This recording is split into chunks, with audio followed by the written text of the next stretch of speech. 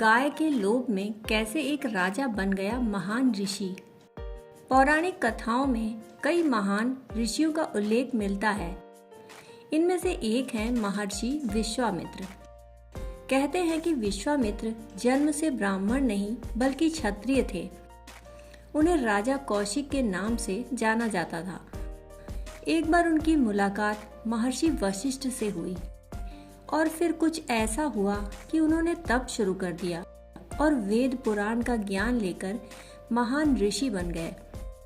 आइए जानते हैं राजा कौशिक के महर्षि विश्वामित्र बनने की कहानी। राजा कौशिक कुशनाद के पौत्र और राजा गाधी के पुत्र थे। वे बहुत ही सहज और सौम्य शासक थे।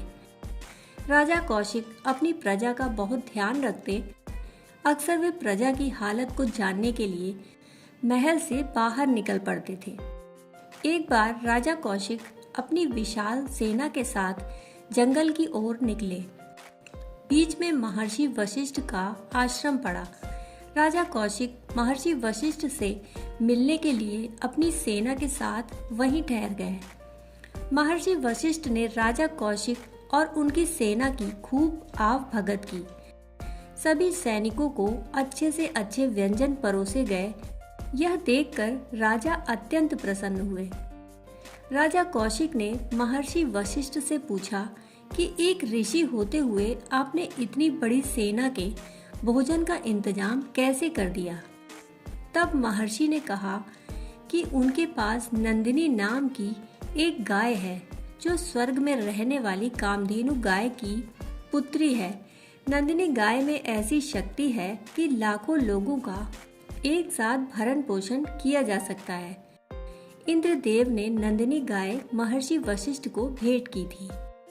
नंदिनी गाय की महिमा सुनकर राजा कौशिक के मन में लोभ की भावना पैदा हो गई। उन्होंने महर्षि वशिष्ठ से नंदिनी गाय उन्हें देने की बात कही। इसके बदले में वे उन्हें मुंह मांगी कीमत देने के लिए भी तैयार हो गए। महर्षि वशिष्ठ ने नम्रता पूर्वक राजा के इस प्रस्ताव को ठुकरा दिया। उन्होंने कहा कि वह नंदिनी गाय किसी को भी नहीं दे सकते। तब राजा कौशिक ने अपने सैनिकों को आदेश दिया कि उन्हें हर हाल में नंदिनी गाय चाहिए। सैनिकों ने महर्षि पर आक्रमण कर दिया। इसके बाद नंदिनी गाय ने सभी सैनिकों को परास्त कर दिया और राजा कौशिक को बंदी बनाकर महर्षि वशिष्ठ के सामने पेश कर दिया। महर्षि वशिष्ठ ने राजा कौशिक के एक बेटे को छोड़कर सभी पुत्रों की मौत होने का श्राप दे दिया। राजा कौशिक जब अपने महल पहुंचे तो देखा कि उनके एक पुत्र को छोड़कर सभी पुत्रों की मृत्यु हो चुकी थी। इससे आहत होकर वे राजपाट अपने पुत्र को सौंपकर जंगल में चले गए। उन्होंने कई सालों तक शिव की आराधना की और तपस्या में लीन हो गए। शिव जी राजा की तपस्या से प्रसन्न हुए और उन्हें वरदान मांगने के लिए कहा। राजा ने शिव से कई सारे दिव्य अस्त्र मांगे। शिव ने उन्हें दिव्यास्त्र दे दिए। इसके बाद राजा कौशिक दिव्यास्त्रों के साथ महर्षि वशिष्ठ के पास पहुंचे और उन पर आक्रमण कर दिया। महर्षि वशिष्ठ के पास भी कई दिव्य शक्तियां थीं।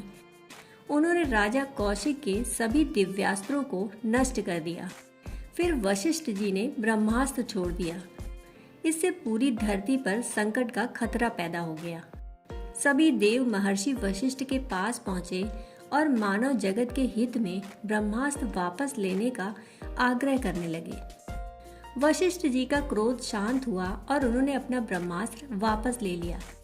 दूसरी ओर राजा कौशिक को एहसास हुआ कि इतने सारे दिव्यास्त्र होने के बावजूद भी वे एक ऋषि से हार गए।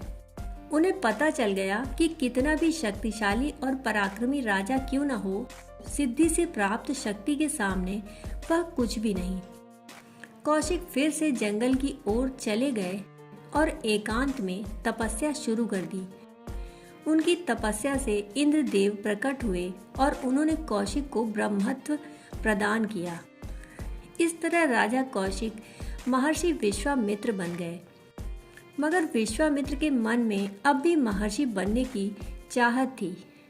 उन्होंने फिर से कठिन तपस्या शुरू कर दी। फिर काम और क्रोध पर विजय पाकर उन्होंने महर्षि का पद प्राप्त कर लिया। दोस्तों, यह था राजा कौशिक का राजा से महर्षि विश्वामित्र बनने तक का सफर।